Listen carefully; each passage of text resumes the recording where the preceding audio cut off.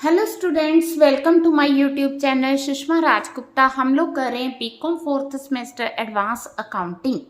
Advance accounting में आज हम नया चैप्टर शुरू करने जा रहे हैं, that is valuation of shares. चलिए शुरू करते हैं।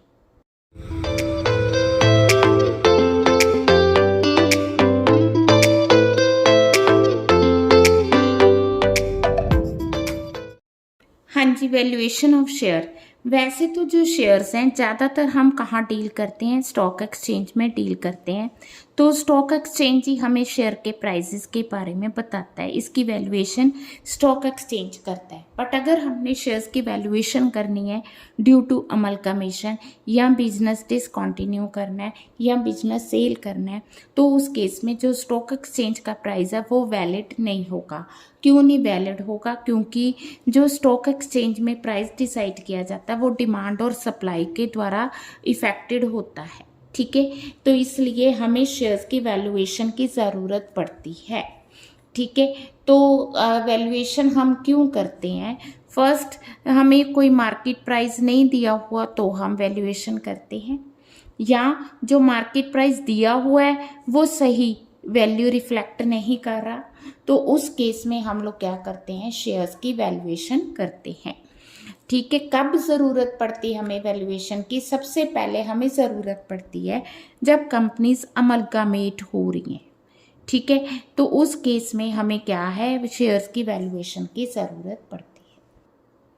हाँ जी, सेकंड पॉइंट आ गया, जब शेयर्स जो हैं किसी पार्टनर्स के द्वारा, ठीक है, जॉइंटली खरीदे गए हैं, अब वो फर्म डिसकंटिन्यू होने जा रही है, डिसॉल्व होने जा रही है, तो उस समय पे क्योंकि उन शेयर्स को डिवाइड करना है तो शेयर्स की वैल्यूएशन की ज़रूरत पड़ती है। या जब शेयर्स का एक आध पोर्शन कंपनी के मेंबर्स को दिया जाता है, ठीक है, मेंबर उसे मार्केट में सेल नहीं कर सकता, वो मेंबर किसी दूसरे मेंबर को शेयर्स ट्रांसफ़र करना चाहता है, तो हमें वैल्यूएशन की ज़रूरत पड़ती है। या हमने लोन लिया है on the basis of the shares, अब लोन हम लोग उस केस में हमें शेयर्स की वैल्यूएशन की ज़रूरत पड़ती है। या कंपनी ने प्रेफरेंस शेयर्स को, डिबेंचर्स को इक्विटी में कन्वर्ट करना है, तो उस टाइम पे शेयर्स की वैल्यूएशन की ज़रूरत है। या उनको हमने क्या करना है, कंपनसेट करना है।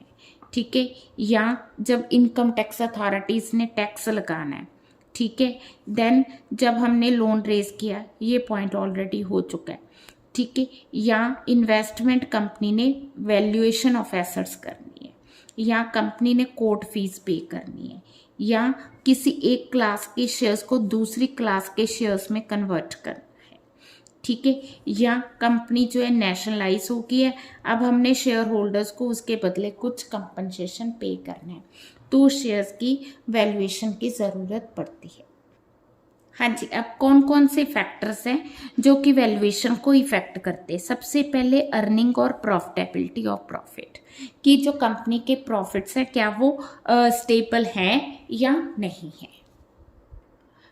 पिछले 2 सालों में 2 सालों नहीं, फ्यू ईयर्स, कुछ सालों में कंपनी के कितने प्रॉफिट्स हुए हैं।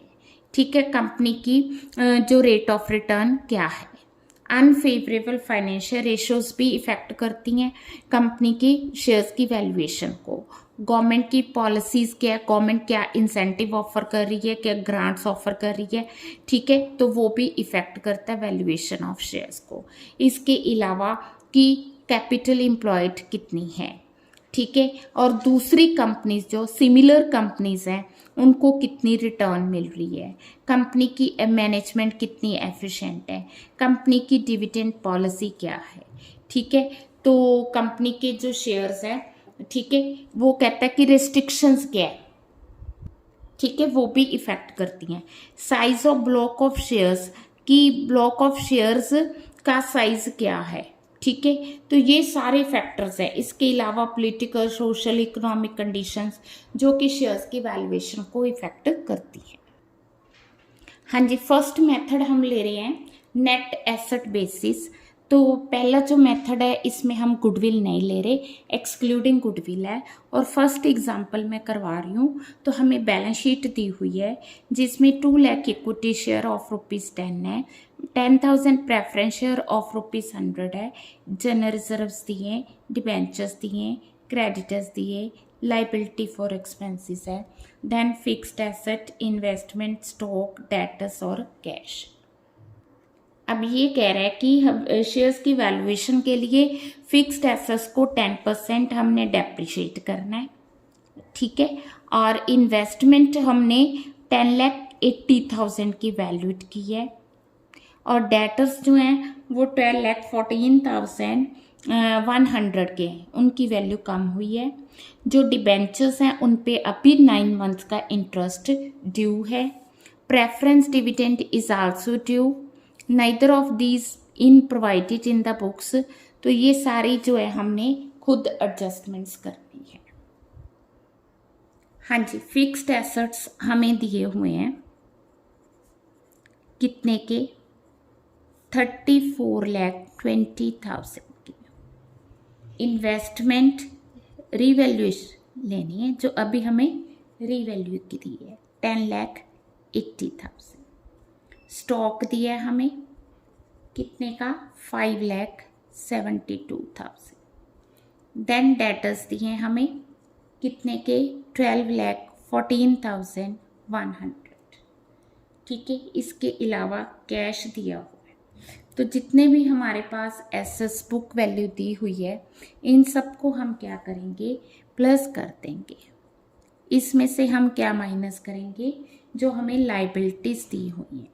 लाइबिलिटीज में हमें दिए डिबेंचर्स 8 लाख के, क्रेडिटर्स 2,75,000, देन आके हमारे पास लाइबिलिटी फॉर एक्सपेंसेस हमें दी हुई है 1,25,000।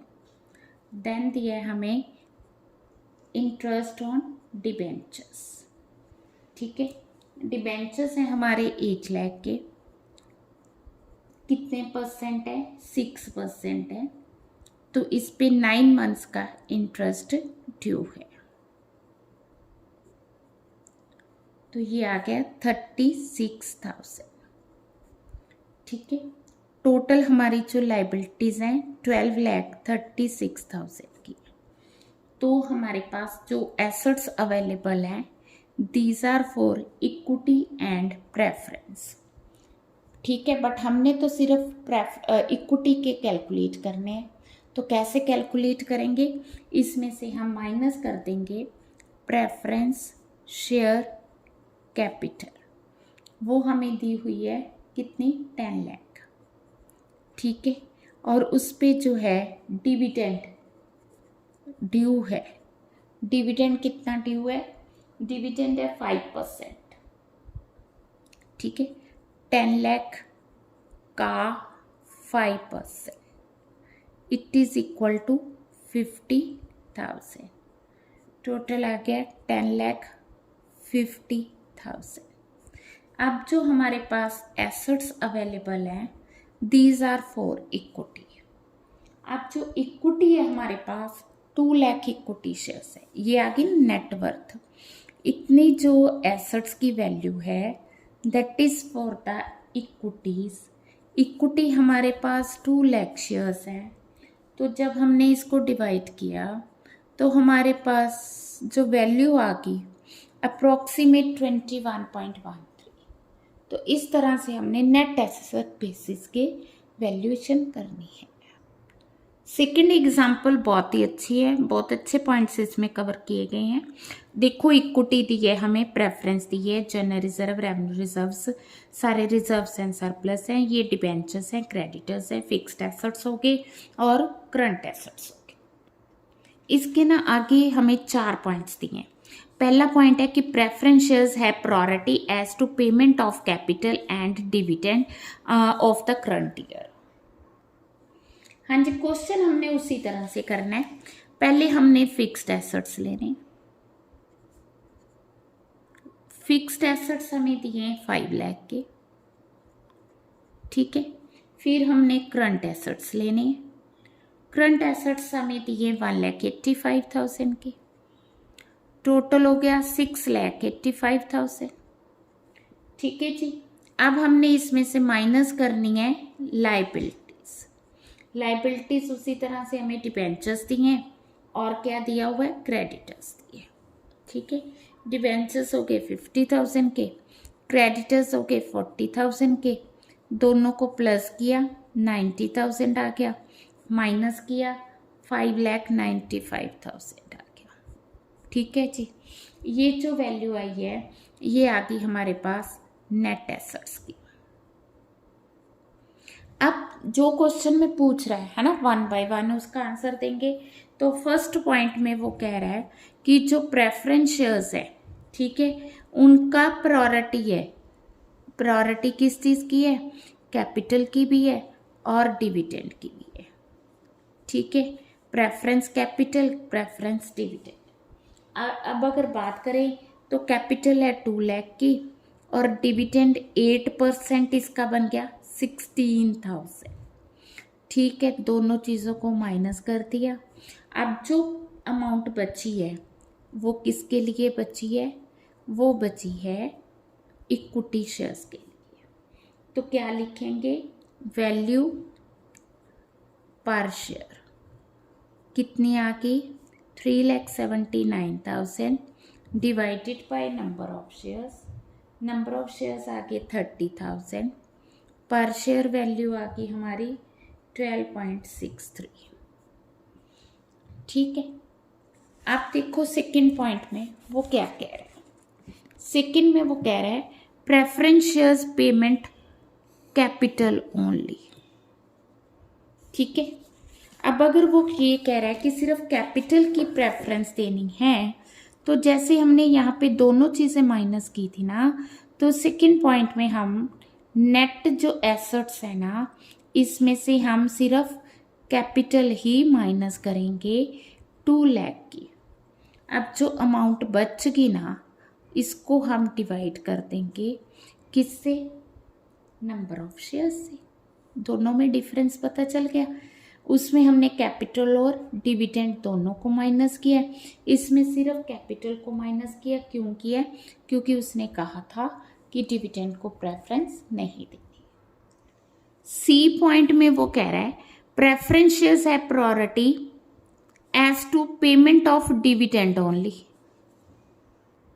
अब इसी 5,95,000 में से तीसरा केस आ गया ना, जो नेट एसेट्स है ना 5,95,000, इसमें से हम सिर्फ डिविडेंड माइनस करेंगे कितने का, 16,000 का।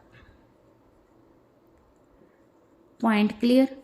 अब ये जो अमाउंट बची है, ठीक है, ये किसके लिए बची है, प्रेफरेंस शेयर्स और इक्विटी के लिए। इसमें से कितनी अमाउंट प्रेफरेंस के लिए, कितनी इक्विटी के लिए, वो कैसे पता चलेगा। देखो, जो हमारे पास कैपिटल है, इक्विटी वो 3 लाख की है, इक्विटी है 3 लाख की, प्रेफरेंस है 2 लाख की। ये पॉइंट समझ के अब टोटल हो गया 5 लाख। प्रेफरेंस का शेयर कितना हो गया, 2/5। इक्विटी का शेयर कितना हो गया, 3/5। पॉइंट समझ के अब इसको मिलेगा 2,31,600 और इसको मिलेगा 3,47,400। ठीक है, अब इसके जो हम लोग वैल्यू पर शेयर करेंगे, वैल्यू पर शेयर इसकी आ गई 2,31,600 डिवाइडेड बाय, किससे डिवाइड करेंगे, जो हम पहले करते थे 20,000 से, और इसको किससे डिवाइड करेंगे 30,000 से। ठीक है जी, तो ये इसकी वैल्यू आ गई 11.58, इसकी वैल्यू आ गई 11.58, दोनों की वैल्यू सेम आ गई। ठीक है, अब फोर्थ केस आ गया। फोर्थ केस में वो क्या कह रहे हैं, preference shares have no priority in regard to capital and dividend. अब हमने प्रेफरेंस को प्रायोरिटी ही नहीं देनी, कुछ भी नहीं देना, तो यहाँ पे तो हम क्या दे रहे थे, उसको डिविडेंड दे रहे थे ना, अब डिविडेंड भी नहीं देना। तो फिर क्या करेंगे, ये जो 5,95,000 है ना नेट एसेट्स हमारे पास, इसी को डिवाइड कर देंगे। ठीक है, इक्विटी को दे देंगे इसका 3/5 और प्रेफरेंस को दे देंगे 5,95,000 का 2/5। ठीक है, तो 3/5 आ गया 3,57,000 और वैल्यू पर शेयर आ गई 3,57,000 डिवाइडेड बाय 30,000, 11.90। हाँ जी, इसका 2/5 आ गया 2,38,000। अब 2,38,000 को डिवाइड करेंगे 20,000 से, तो इसकी वैल्यू आ गई 11.9। ठीक है, तो इस क्वेश्चन में हमें काफ़ी कुछ समझा दिया कि हमने ऐसे नहीं कि सिर्फ प्रेफरेंस और डिविडेंड को इमीडिएट माइनस करना है, हमें स्टेटमेंट में देखना होगा कि वो प्रेफरेंस दे भी रहे हैं या नहीं दे रहे। हाँ जी, इस क्वेश्चन में नया पॉइंट आ गया, वो क्या आया कि अगर हमने बोनस इशू करना है तो बिफोर बोनस वैल्यू क्या होगी और आफ्टर बोनस क्या होगी। ठीक है, फिक्स्ड एसेट, करंट एसेट्स, ये हमें लाइबिलिटीज दी है, बट वो कह रहा है कि जो फिक्स्ड एसेट्स हैं वो अंडर वैल्यू हैं, अंडर वैल्यू हैं तो प्लस कर देंगे। करंट एसेट्स कह रहा है ओवर वैल्यू है, ओवर है तो माइनस कर देंगे। ठीक है जी, हाँ जी, फिक्स्ड एसेट्स हमें दिए हैं कितने के, 4,50,000। ठीक है जी, अंडर वैल्यूड है तो प्लस कर देंगे, 4,80,000 आ गया। करंट एसेट्स हैं 30,000 के, ओवर वैल्यूड है तो माइनस कर देंगे, दोनों को प्लस कर दिया, माइनस लोन, लोन कितने का, 50,000। करंट लाइबिलिटीज कितने की, 10,000, तो ये आ गया 60,000, 4,48,000। अब ये जो अमाउंट अवेलेबल है ये शेयर होल्डर्स के लिए अवेलेबल है। ठीक है, अब कंपनी ऑफर क्या कर रही है। हाँ जी, कंपनी ने कहा है कि बोनस इशू करना है 1 share for 3 share held. Company के पास ऑलरेडी 30,000 शेयर्स हैं, 3 के बदले 1 बोनस देना है। हाँ जी, 3 शेयर्स के बदले अगर 1 बोनस देना है तो 30,000 के बदले 1/3 इंटू 30,000, 10,000 क्या होगा, बोनस इशू हो जाए। ठीक है, तो बिफोर बोनस अगर हमने वैल्यू फाइंड करनी है तो 4,48,000 डिवाइडेड बाय 30,000 करेंगे, तो ये आ गई 14.93 अप्रोक्सीमेट। अगर आफ्टर बोनस का है तो क्या होगा, आफ्टर बोनस ये वैल्यू तो सेम रहेगी, जो इक्विटी है वो 10,000 बढ़ जाएगी, 4,48,000 डिवाइड बाय 40,000, तो ये आ गई वैल्यू। ठीक है जी, हाँ जी, गुडविल वाला क्वेश्चन करते हैं। विद गुडविल कैसे करेंगे, इक्विटी सरप्लस ओवरड्राफ्ट ये हमें दिया हुआ है, हमें creditors provision for tax propose dividend दिया हुआ है, net profit after deducting all the expenses and depreciation taxation हमें दिए हुए हैं। लैंड एंड बिल्डिंग जो है उसकी वैल्यू बढ़ी है, प्लांट और मशीन की वैल्यू भी इंक्रीज हुई है। In view of the business 10% is a reasonable return on tangible capital.